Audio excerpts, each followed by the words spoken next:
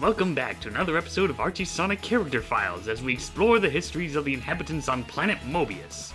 In this episode, we take a look at the history of the skilled swordsman known as Cortez and the mysterious entity known as Null. Okay, this is going to be a weird episode, simply because of the fact that I'm covering two characters that were planned to be featured in the comics, but never made it. Just like with most franchises, Archie Sonic has a handful of scrapped characters, like Metal Shadow or Sterling the Hedgehog, aka the Anti-Silver, but aside from the names and maybe a brief description on their designs or personalities, there's very little info on them. Then again, this isn't the first time I've done something like this. In the NERBs episode, I briefly talked about the NERB Freedom Fighters, where despite being featured in the complete Sonic comic encyclopedia, we never saw them in action in the main comics, let alone even learn about what their personalities are like. With Cortez and Null, I feel like there's at least enough material to work off of, and it's mostly thanks to people on the internet who somehow got their hands on some unfinished pages on these stories, and it helps us get an idea on what could have been. Now, with Archie Sonic Character Files, I rely heavily on the facts, what's established in the comics, or what certain statements that certain staff members have said, and so on and so on. For this episode, I'm gonna have to bend the rules here, just this once. In other words, this is gonna be an episode covering material that is half canon, half fanon, half theorizing. First, we'll start off with Cortez. He was planned to be featured in Sonic Universe issue 95, a story that would have focused on Sonic and Antoine. The two freedom fighters fly over to Antoine's old home, as the French soldier wants to find some closure to his past regarding his heritage and all that. Once they arrive, they discover that the place has been vandalized. At first they believe that some of Robotnik's soldiers have taken over, but they soon discover that it was all done by Cortez, a fellow swordsman who despises Antoine's family. Which leads into a big fight between Sonic, Antoine, and Cortez. He puts up a good fight against them, but once Antoine discovers a fancy sword that was meant to be passed down to him, as well as sporting some new duds, Cortez was defeated. Antoine tells him to leave the castle, and so he does, but not before stating that he has some respect for Antoine for his skills of swordsmanship.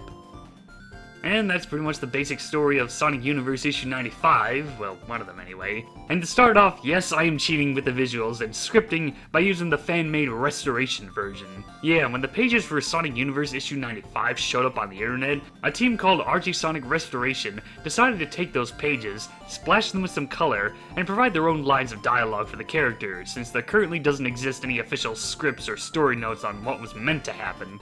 In terms of what was officially meant to happen, it's pretty vague. The most I got were some clips from the Bubblecast podcast series, where Ian Flynn has stated that he's a badger, and apparently created before Styx the Badger was a thing, and that he was meant to be a longtime foil to Antoine. It would have been nice to see Antoine get a rival for once. And it's also kind of funny, because I found some sources about real-life coyotes and badgers sometimes hunt together. Apparently, Ian Flynn doesn't have much interest in making him a reality in IDW Sonic, saying that he might as well have just made a brand new character instead. Now, I can kinda understand that statement with Thrash the Tasmanian Devil and all that, but with Cortez, I feel like that's rather unfair, and it's mostly just because of the fact that he never got a chance to make an appearance in the Sonic comics. I can see him easily adapting to the IDW Sonic universe. You know, have some fun with him by featuring him in a story that's more of a big tribute to Sonic and the Black Knight. Speaking of which, some of these panels are the closest we'll ever get in seeing Black Knight content being referenced in the Archie Sonic universe. Now, in the fanon version, Cortez states that some of Eggman's soldiers captured this castle until he drove them out and claimed it for himself. I don't know if that was intended, but I do like that idea. In Archie Sonic's new timeline, it's very rare to find any villains that are not associated with the Eggman Empire. And I do like the idea of this personality, being portrayed as prideful and seems to have a Spanish accent. Again, no idea if that was intended in the final version, but I dig the idea of Cortez being Spanish. It would be a nice contrast to the French Antoine with their swordsman rivalry and all that. I can imagine he would sound like Shrek's version of Puss in Boots. Well, we may not have a finalized version of Sonic Universe issue 95, but this fan-made version is pretty good. It does a good job in capturing the feel and the tone of Archie Sonic's new timeline.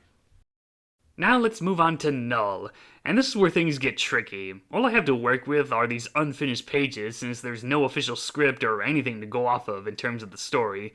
So I'm gonna have to go a bit freestyle in describing this story based off of the visuals, so once again we're getting more into fanon territory.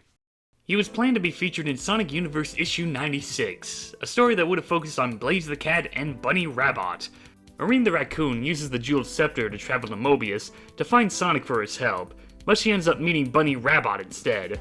At first she is startled at the half-roboticized Mobian, knowing Marine's history in finding robot pirates, but Bunny reassures her that she's one of the good guys. After some dialogue between the characters, the Jeweled Scepter teleports them to Blaze's kingdom in the Soul Dimension. Marine is knocked out from all the teleporting, while Bunny finds Blaze. Meanwhile, Blaze and Gardon are fighting off strange dark creatures that are spawning from deep within the castle catacombs. The creatures prove to be too much for Gardon to handle, but in comes Bunny to the rescue. After fighting off the creatures for a while, they soon find out that they're all being led by Null, a mysterious creature who plans on making Blaze part of his army and to take over her kingdom. The two gals try to attack him, but one of Null's creatures attacks Bunny from behind and begins to slowly corrupt her to be one with the hive mind and to serve Null. But the Southern Belle manages to fight it long enough to blast Null to smithereens. After the battle, Blaze uses a special technique with her pyrokinesis to drive the dark energy out of Bunny, and freeing her from Null's clutches. Bunny reveals that when she was being possessed, she saw that all those creatures were once souls belonging to Mobians who were taken over by Null's dark power. They're not sure if he's truly been defeated, but Blaze tells Bunny that if he does return, they know who to call in case Sonic isn't available. With peace in the castle, Blaze uses the Jeweled Scepter to send Bunny back to Mobius, and that's the story of Sonic Universe issue 96. Well, at least my interpretation of the story. Now we get more into the theorizing on who exactly Null is. There's barely any details on this character, and so far, Ian Flynn has been very vague about it. All we know is that he was meant to be a big deal for Archie Sonic, and that's it. In terms of personality, well, judging from the panels, it looks like he would have been a more serious villain, a real threat to Blaze and her people. In terms of the design, it looks very similar to Mephiles the Dark. Now, it could be that this story originally was supposed to feature Mephiles, but Sega rejected the idea, so he had to come up with a replacement, just like what happened with the Shadowfall story arc. It is possible that he could be Mephiles, just more of an alternate universe version of him, being parallel to the one in Sonic's world. Like Blaze and Marine can be considered as the Soul Dimensions version of Sonic and Tails, and of course they have Eggman Nega to be their version of Dr. Robotnik. Or maybe he's just a creature that represents death and darkness, like something out of a Kingdom Hearts game. The way Bunny is visualizing the Mobians with the glowing orbs seems to imply that Null has been taking their souls and corrupting them into his little minions.